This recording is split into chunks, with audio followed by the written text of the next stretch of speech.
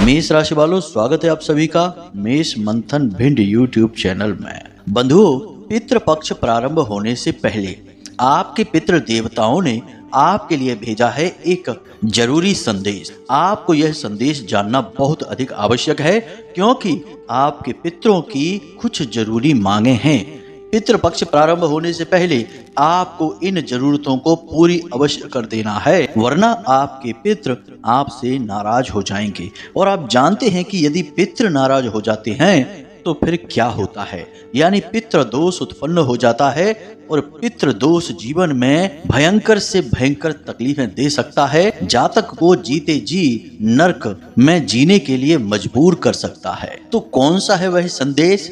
आखिर क्या चाहते हैं आपके पितृ आपसे, और कौन सी हैं वो बातें जिन्हें आपको पितृपक्ष प्रारंभ होने से पहले ही पूरा कर देना है, ताकि आपके पितृ आपसे प्रसन्न हो, आपको आशीर्वाद दें। एक बात याद रखना बंधुओं, यदि आपके पितृ आपसे प्रसन्न नहीं हैं, तो दुनिया की किसी भी देवी देवता की पूजा आपको लगेगी ही नहीं। कोई भी उपाय, कोई भी अनुष्ठान, यज्ञ, हवन या किसी भी प्रकार की विधि विधान से की गई पूजा का आपको कोई फल प्राप्त नहीं हो सकता है, क्योंकि आपके प्रथम देवता तो आपके पितृ देवता ही हैं। यदि वे ही आपसे प्रसन्न नहीं हैं, तो अन्य देवी देवताओं का तो सवाल ही पैदा नहीं होता है।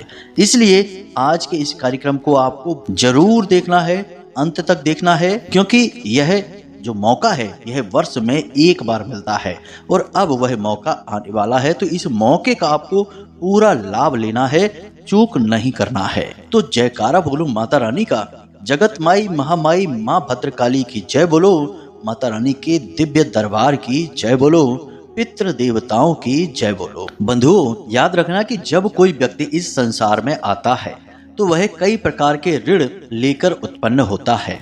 इसके विषय में हमने अपने एक वीडियो में आपको बताया था, जैसे कि देव ऋण, मातृ ऋण, पितृ ऋण, गुरु ऋण। इस प्रकार के कुछ ऋण होते हैं जिन्हें उसे अपने जीवन काल में चुकाना पड़ता है। अब यहाँ पर हम पितृ ऋण की ही बात करेंगे। हर इंसान इस संसार में जब आता है तो वह पितृ ऋण लेकर आता है। अब पितृ ऋण क्यों से मिलता है? क्योंकि उसके पितरों के द्वारा ही इस संसार में, यानी उसके घर के बड़े बुजुर्ग और पुरखे पूर्वजों के द्वारा ही उसे इस संसार में बहुत सारी चीजें अपने आप मिल जाती हैं। जैसे कि एक अच्छी परवरिश मिलती है, उसे खाना पीना, जीवन जीने का तरीका, उसका घर परिवार और जो भी कुछ उसके पुरखे पूर्वज तैयार करते हैं अपने जीते जी, वह सब कुछ उसे मिलता है। इस प्रकार उसके ऊपर एक पितृ ऋण लग जाता है। अब यह पितृ ऋण शास्त्रों में क्यों बताया गया है और क्यों आवश्यक है, इसे आपको जानना बहुत जरूरी है, तो आपको पूरी बात समझ में आ जाएगी। अब होता यह है कि जब कोई व्यक्ति संसार को छोड़कर जाता है, मान लीजिए कि आपके पुरखे पूर्वज जो इस संसार को छोड़कर जा चुके हैं, तो इसके बाद दो तरीके की परिस्थितियों का निर्माण होगा। एक परिस्थिति वह है कि वे ब्रह्मलीन होंगे, यानी बहुत बड़े तपस्वी और योगी हैं, तो फिर तो वे सीधे ब्रह्मलीन होंगे। अब इसकी संभावना बहुत कम ही होती है, क्योंकि ऐसे लोग लाखों में एक दो ही होते हैं। दूसरी परिस्थिति यह बनती है कि वे कुछ समय का इंतजार करेंगे, उनके कर्मों का पूरा हिसाब किताब होगा, फिर उन्हीं कर्मों के आधार पर जो संस्कार बनते हैं, उन्हीं संस्कारों की पूर्ति के लिए उन्हें पुनर्जन्म दिया जाएगा। लेकिन यह इतना आसान नहीं है, इसके लिए समय भी लगता है। तो जब तक समय लगेगा तब तक जो आपके अच्छे पितृ पूर्वज हैं, यानी कि धार्मिक पूजा पाठ करने वाले, उन्हें पितृलोक नामक स्थान पर जगह दी जाती है। वे वहां पर विराजमान रहते हैं। यदि कोई दुष्ट प्रवृत्ति का है, जो कुछ बड़ी बड़ी इच्छाएं लेकर मरता है, तो वह प्रेत बनकर भटकता है। यानी कि भटकने वाले भी पितृ ही हैं, लेकिन वे संसार में भटक रहे हैं, पितृलोक में उन्हें जगह दी नहीं जा रही है, तरण तारण उनका हो नहीं पा रहा है, तो अब वे भटक रहे हैं इसी संसार में, तो वे प्रेत का रूप धारण कर लेते हैं। अब यहाँ पर होता यह है कि जो आपके पितृ पूर्वज हैं, जो पितृलोक में विश्राम कर रहे हैं, उन्हें भोजन आपके ही द्वारा प्राप्त हो सकता है। यह विधान है, और यह विधान भगवान ने शायद इसीलिए बनाया है ताकि वे यह देख सकें कि जो लोग पितृलोक में रह रहे हैं, उन्होंने अपने बच्चों को कैसी परवरिश दी है, कैसा जीवन जीने का तरीका सिखाया है, किस तरह से वे जीवन यापन कर रहे हैं। यदि वे लोग अच्छा जीवन यापन करते हैं, सदाचार के साथ रहते हैं, किसी को परेशान नहीं करते हैं, पीड़ाएं नहीं पहुंचाते हैं, तो पितृ पूर्वजों को अपने आप भोजन प्राप्त होता रहता है, संतुष्ट रहते हैं और इससे वे ऊर्जावान भी बने रहते हैं। तो बदले में वे अपने परिवार की रक्षा करते हैं। रक्षा किससे करते हैं? जो नकारात्मक ऊर्जाएं हैं। अब नकारात्मक ऊर्जाएं तमाम तरीके की होती हैं, जैसे कि नजर लग जाना, भूत प्रेत, पिशाच, तमाम तरीके की नकारात्मक शक्तियां होती हैं। उन सब से रक्षा आपके पितृ ही करेंगे, लेकिन वे तब ही कर सकते हैं जब वे आपसे प्रसन्न हो, संतुष्ट हो, आप उन्हें नियमित भोजन करा रहे हो, नियमित उन्हें ऊर्जावान बना रहे हो। यदि वे कमजोर रहेंगे तो वे पितृलोक में ही बैठे रहेंगे, बस इंतजार करेंगे कि कैसे भी करके आप उनकी ऊर्जा को बढ़ाएं, उन्हें भोजन दें, उनकी शक्ति बढ़े, तब तो वे आपके लिए कुछ कर पाए। यदि वे आपके लिए कुछ भी नहीं कर पाते हैं तो फिर वे दुखी हो उठते हैं और मन में सोचते हैं कि हमने कैसी औलादें इस संसार में पैदा की कि वे तो हमारे बारे में विचार ही नहीं करते, उल्टा हमारे बारे में अनाप शनाप बोलते हैं, हमें दुखी करते हैं, कोसते रहते हैं। तो ऐसी परिस्थिति में पितृ देवता श्राप भी दे देते हैं। इसी से उत्पन्न होता है पितृदोष। तो अब पितृदोष क्या होता है आपको समझ में आ चुका है। पितृदोष के लक्षण और संकेत क्या हैं, इन्हें भी हम आपको अभी बताने वाले हैं। इसके बाद हम आपको पितृ देवताओं के द्वारा भेजा गया आपके लिए वह विशेष संदेश क्या है यह भी बताएंगे। साथ ही साथ पितृ देवताओं को प्रसन्न करने के लिए एक बेहद ही शक्तिशाली और चमत्कारी उपाय भी बताएंगे, जिसे आपको नियमित तौर पर करना है। बहुत ही छोटा सा मामूली सा उपाय है, इसे आप नियमित करते रहेंगे तो आपके पितृ देवता बेहद प्रसन्न रहेंगे। और जब पितृ देवता प्रसन्न रहेंगे तो वे दो काम करेंगे। पहला तो आपके कुल, आपके परिवार की रक्षा करेंगे हर प्रकार की नकारात्मक ऊर्जा से। दूसरा, वे आपको आशीर्वाद भी देंगे। तो जिस प्रकार पितृ देवताओं का श्राप विनाश को लेकर आता है, उसी प्रकार पितृ देवताओं का आशीर्वाद जीवन में उन्नति और तरक्की लेकर आता है, धन दौलत की बरसात करवाता है, जातक को सातों सुख दिलवाता है। तो आज के इस कार्यक्रम में हम आपको वही विशेष गुप्त और बेहद शक्तिशाली उपाय बताने जा रहे हैं जो आपको पितृ देवताओं का पूर्ण आशीर्वाद दिलवाएगा। तो बस आपको इसके लिए करना यह है कि इस कार्यक्रम में अंत तक बने रहना है। बंधुओं, यह कार्यक्रम समय के अनुकूल है और बहुत ही मेहनत से तैयार किया गया है। हमने बहुत गहरी खोजबीन रिसर्च के बाद इस कार्यक्रम को आपके लिए तैयार किया है और बिल्कुल सही समय पर हम आपको यह दे रहे हैं। इसलिए आपको इसे पूरा अवश्य देखना चाहिए, तभी हमारी मेहनत सफल होगी और माता रानी के प्रति हमारी भक्ति भी कामयाब होगी, क्योंकि हम अपने सारे कार्यक्रम, सारी जानकारी माता रानी को ही समर्पित करते हैं और उन्हीं के द्वारा दिए गए आदेश और अनुभूतियों के आधार पर तैयार करते हैं। बस ऐसे में आपको हमारा सहयोग यह करना होगा कि इस कार्यक्रम को अंत तक अवश्य देखना होगा, तभी आप इसका पूरा लाभ ले पाएंगे। तो चलिए आज के इस विशेष कार्यक्रम की शुरुआत करते हैं, लेकिन इससे पहले हम चाहेंगे कि आप माता रानी को आभार अवश्य व्यक्त करें। तो कमेंट बॉक्स में लिख दें, जय माँ भद्रकाली कृपा करो।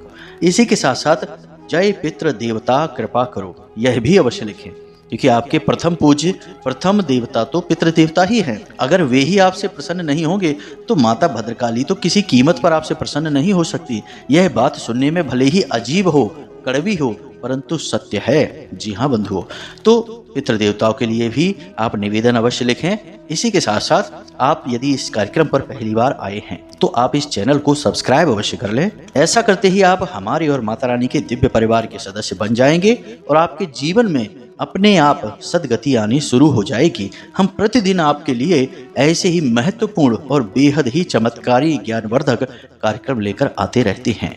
तो चलिए जल्दी से चैनल को सब्सक्राइब करिए, फिर आगे बढ़ते हैं। तो बंधुओं, अब ध्यान से सुनिए। जब भी दीपावली आती है तो लोग त्योहार आने से पहले ही उसकी तैयारियां शुरू कर देते हैं। कोई भी त्योहार आए, रक्षाबंधन का त्योहार आता है तब भी लोग तैयारियां शुरू कर देते हैं, राखियां खरीदने लगते हैं, मिठाइयां बनवाने लगते हैं, नहीं बना सकते तो खरीदने लगते हैं। होली आती है तो उसकी भी तैयारी।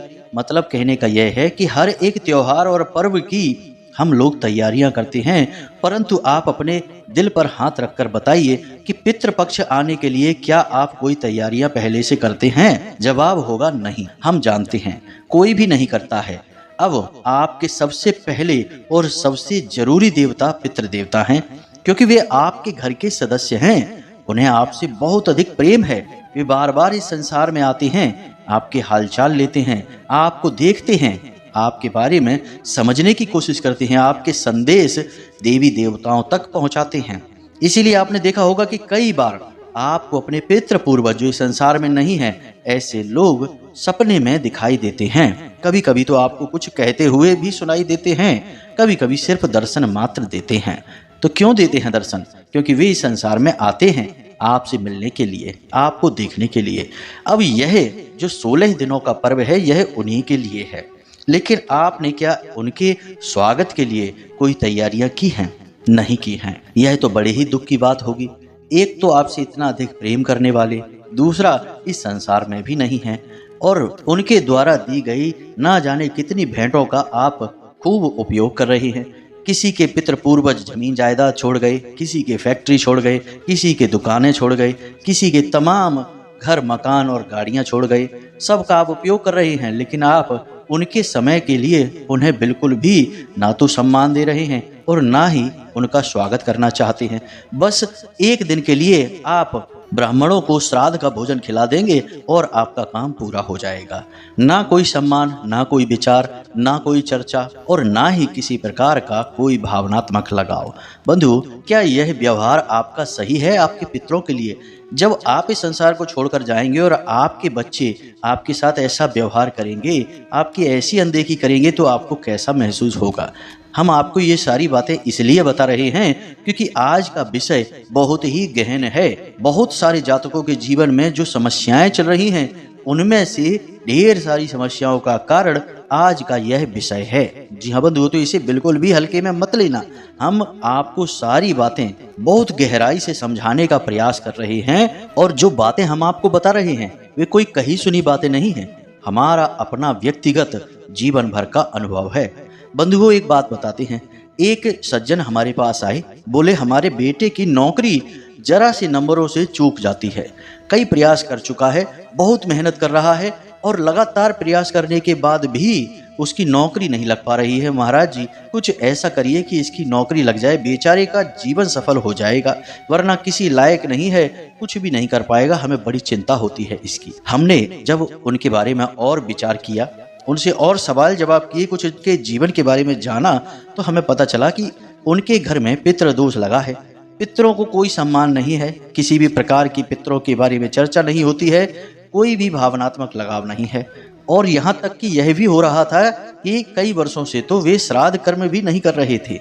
अब यह तो बड़ी ही आश्चर्य की बात है, ऐसा क्यों नहीं कर रहे थे? भगवान जाने, उनकी मर्जी। लेकिन हमने उनको एक छोटा सा उपाय बताया। आपको आश्चर्य होगा जानकर।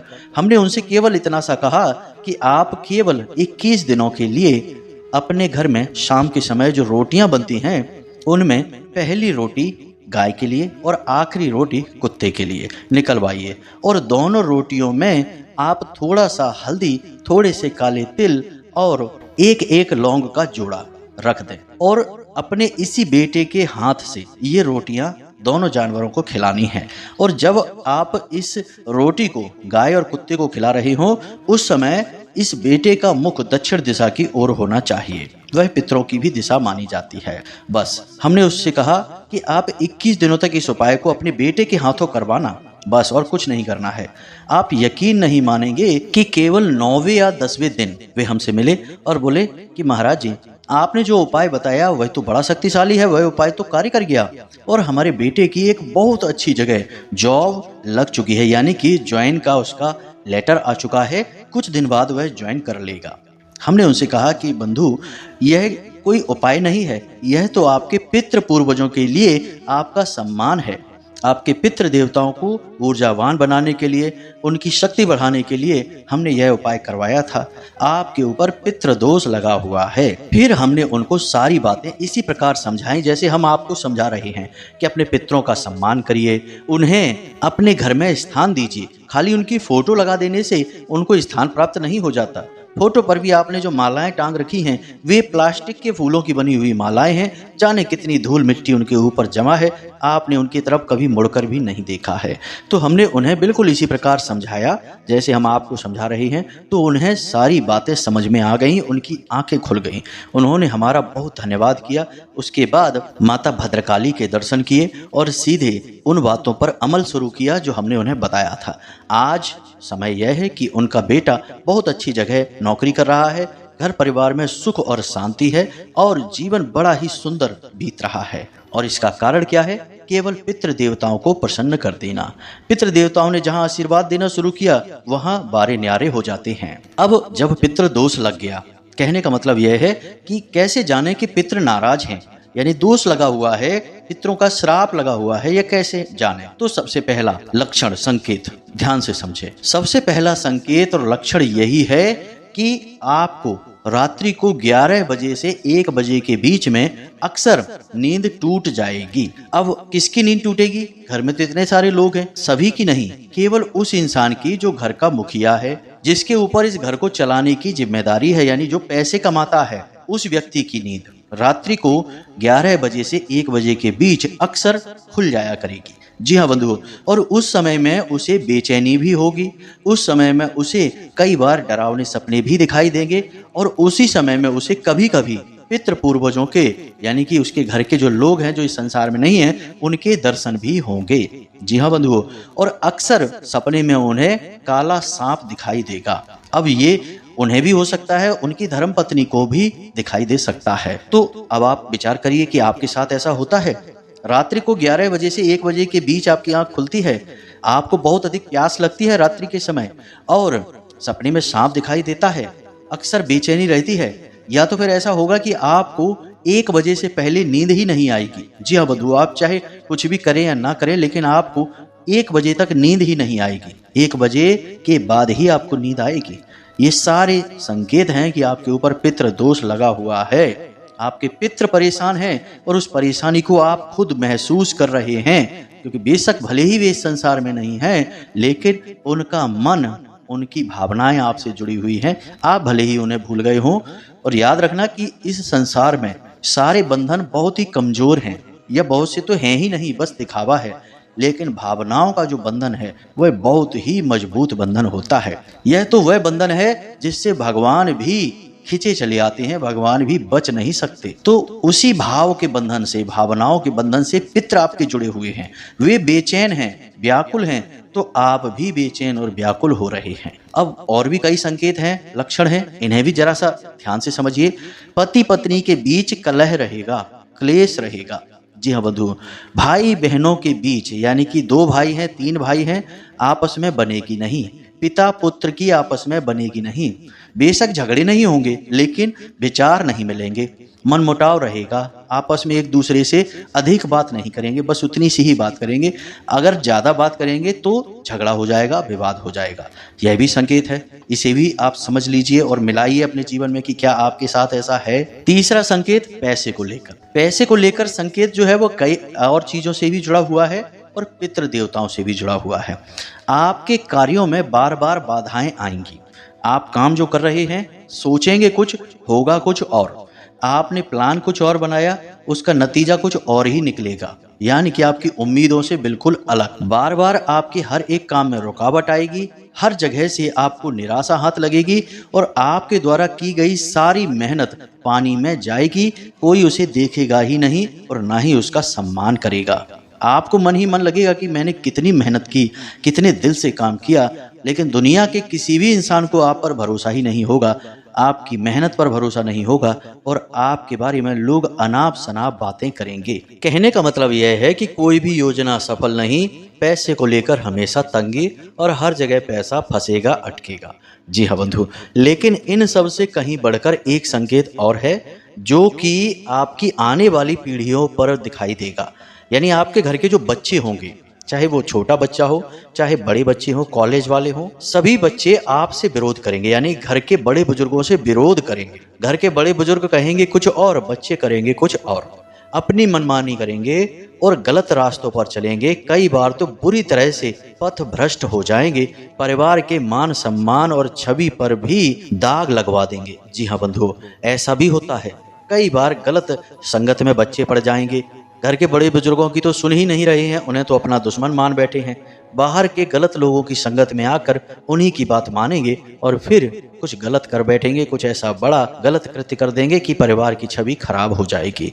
साथ ही साथ बच्चे बहुत ही चिड़चिड़े हो जाएंगे, पढ़ाई लिखाई में मन नहीं लगेगा, बात बात पर घर के बड़े लोगों को पलट कर जवाब देंगे, उनसे झगड़ा करने की कोशिश करेंगे और घर के बड़े बुजुर्गों की छोटी से छोटी बात को भी अपने दिल से लगा लेंगे और फिर अनाप शनाप विचार अपने मन में लाएंगे, यानी कि दुश्मनी को पालेंगे, एक तरीके की शत्रुता जैसी बनाएंगे। यह पितृदोष का सबसे मजबूत संकेत है। अब आप विचार करके देख लीजिए कि आपके घर में यह संकेत आपको दिखाई दे रहा है। एक बात हम यहाँ पर और आपको बता दें, जो सुनकर आपको थोड़ा सा झटका लगेगा, विचित्र भी लग सकता है। वह बात यह है कि आज के समय में जितने भी लोग आपको इस संसार में दिखाई दे रहे हैं, उनमें से 90% से ज्यादा लोगों के ऊपर पितृदोष लगा हुआ है। इसीलिए ऐसे संकेत आपको अक्सर बहुत सारे लोगों के जीवन में दिखाई देंगे। अब ऐसा क्यों है? हम इतनी बड़ी बात क्यों कह रहे हैं? क्यों 90% लोगों के ऊपर पितृदोष हमने कह दिया? बंधु, जरा विचार करके देखिए, आज के समय में लोग किस तरह जीवन जी रहे हैं। तरह तरह के तो व्यसन पाल रखे हैं, कोई शराब पी रहा है, कोई जुआ खेल रहा है, कोई तमाम तरीके के व्यभिचार कर रहा है, उल्टे सीधे कार्यों में डूबे हुए हैं। ना तो घर के बड़े बुजुर्गों का सम्मान कर रहे हैं, ना ही घर की महिलाओं का सम्मान कर रहे हैं और पैसे कमाने की अंधी दौड़ में शामिल हैं।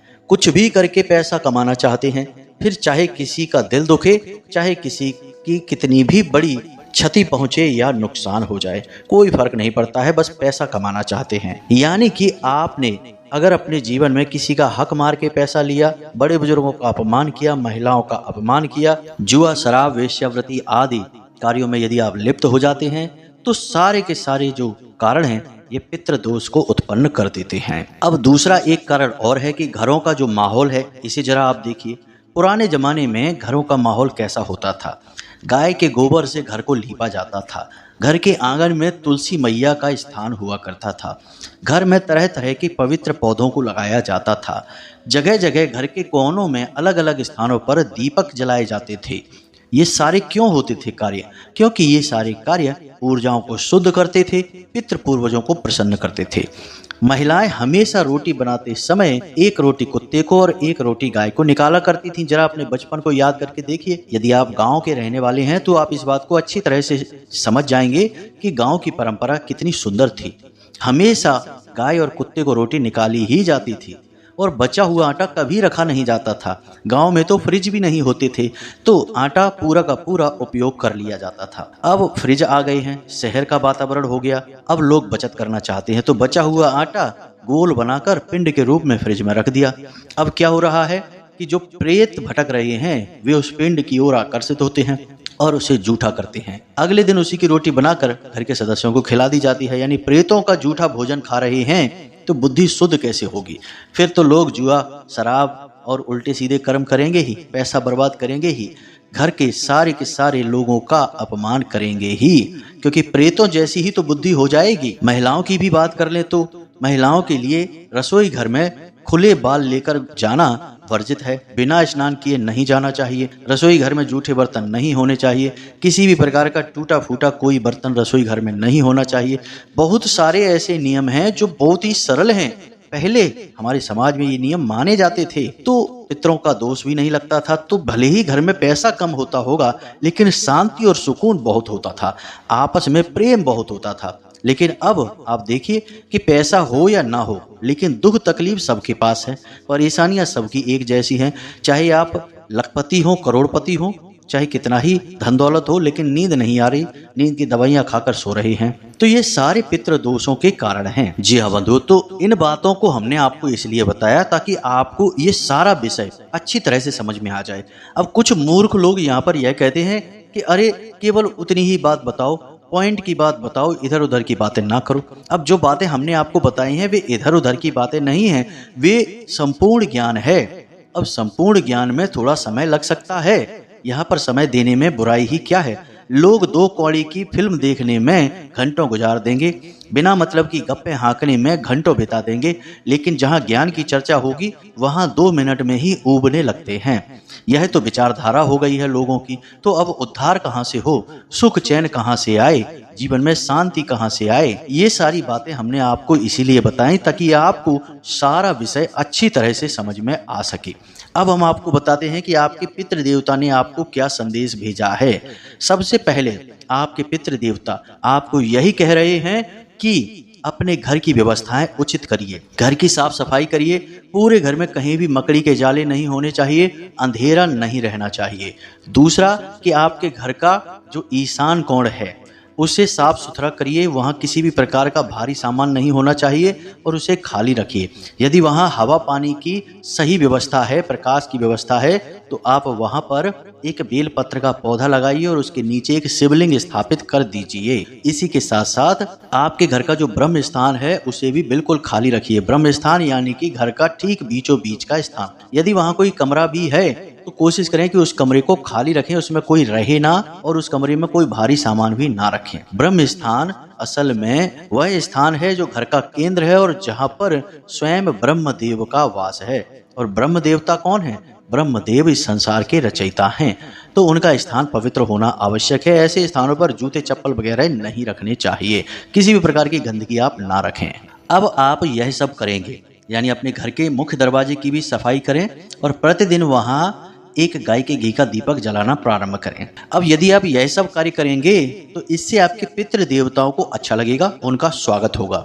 याद रखना कि 16 दिनों के लिए पितृ देवता ही इस संसार का संचालन करने वाले हैं, तो वे हर वक्त इस संसार में मौजूद रहेंगे, तो उन्हें बहुत अच्छा लगेगा। आप पहले से ही उनके स्वागत में तैयार हैं। कोशिश यह करें कि अब जब तक पितृपक्ष चलेगा, यानी जब आप इस वीडियो को सुन रहे हैं, देख रहे हैं, तब से आप कोई भी गलत कार्य ना करें। जुआ, शराब, मांस, मछली, किसी भी तरीके का कोई गलत सेवन ना करें, किसी भी तरीके की कोई गलत गतिविधि में शामिल ना हो और घर के सभी लोग आपस में मिलजुल कर एक साथ भोजन करें, चर्चाएं करें और आप अपने घर के बड़े बुजुर्गों का सम्मान करें, उनके साथ समय बिताएं। दूसरा कि आपके पितृ पूर्वजों को बलवान बनाने के लिए 2 कार्य करना आज से ही शुरू कर दें। पहला कार्य कि प्रतिदिन सूर्य देवता को अर्घ्य देना शुरू करें, क्योंकि पितरों के देवता सूर्य देवता हैं और सूर्य लोक के नजदीक ही पितृलोक है। इस वजह से आप जब सूर्य देवता को अर्घ्य देते हैं तो उसका पूरा का पूरा भाग पितृ देवता को पहुंच जाता है। इसीलिए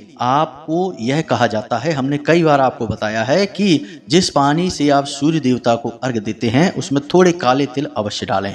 काले तिल आपके पितृ देवताओं का भोजन होते हैं, तो आप प्रतिदिन काले तिल डालकर सूर्य देवता को जल समर्पित अवश्य करें। इसी के साथ साथ प्रतिदिन के भोजन में 1 रोटी कुत्ते के लिए और 1 रोटी गाय के लिए अवश्य निकलवाएं। यानी पहली रोटी, जो महिलाएं रोटियां बना रही हैं उनसे कहें कि पहली रोटी गाय के लिए निकालें और अंतिम बची हुई रोटी कुत्ते के लिए निकालें। और भूल कर भी आटे को फ्रिज में ना रखें, यानी माड़ा हुआ आटा, गूंदा हुआ आटा यदि आपने घर में कहीं रख दिया तो प्रेत तुरंत आ जाएंगे आपके घर में। अब समझिए कि जैसे पितृ इस संसार में आएंगे और रहेंगे, वैसे ही प्रेत तो पहले से ही यहाँ भटक रहे हैं, उन्हें तो पितृलोक में प्रवेश ही नहीं दिया गया है, तो प्रेत तुरंत आकर्षित होंगे और उसे जूठा करेंगे। तो इस पितृपक्ष में तो आपको भूलकर भी गूंथा हुआ आटा अपने फ्रिज में नहीं रखना है। यदि बच जाता है तो उस पूरे आटे की रोटियां बनाकर कुत्तों को खिला दें। बस इन उपायों को आप करें, जीवन शैली को सुधारें, अपनी भाषा शैली को भी सुधारें और अपशब्दों का प्रयोग ना करें। बस इतने से कार्य आप करें। यही आपके पितरों का संदेश है आपके लिए और यही आपके पितर आपसे चाहते हैं। यदि आप यह करते हैं तो आपके पितर आपसे तुरंत प्रसन्न हो जाएंगे। फिर जरा सा श्राद्ध कर्म करने से ही आपके पितर तुरंत आपको आशीर्वाद देंगे और पितरों का यदि आशीर्वाद मिल गया तो फिर आपके बारे न्यारे हो जाएंगे। जी हाँ बंधुओं, कई सारे आपके नकारात्मक कर्म, आपके कष्ट तुरंत कटने शुरू हो जाएंगे। तो हमने जो जानकारी आपको दी है, इस जानकारी का प्रयोग करिए और अपने जीवन में बदलाव होते हुए खुद महसूस करिए। इसी के साथ साथ यदि कोई प्रश्न आपके मन में उठता है तो आप कमेंट करके पूछें या डिस्क्रिप्शन में दिए गए व्हाट्सएप नंबर पर भी मैसेज करके पूछ सकते हैं, कॉल ना करें। तो चलिए आज के इस कार्यक्रम को विराम देते हैं। हमेशा हंसते रहिए, मुस्कुराते रहिए, सकारात्मक रहिए और दिन में एक बार मंदिर अवश्य जाइए, क्योंकि आपका उद्धार वहीं से होना है। मिलते हैं अगले कार्यक्रम में, तब तक के लिए धन्यवाद। प्रेम से बोलिए जय माई की, जय माँ भद्रकाली। माता रानी आपका कल्याण करें। धन्यवाद।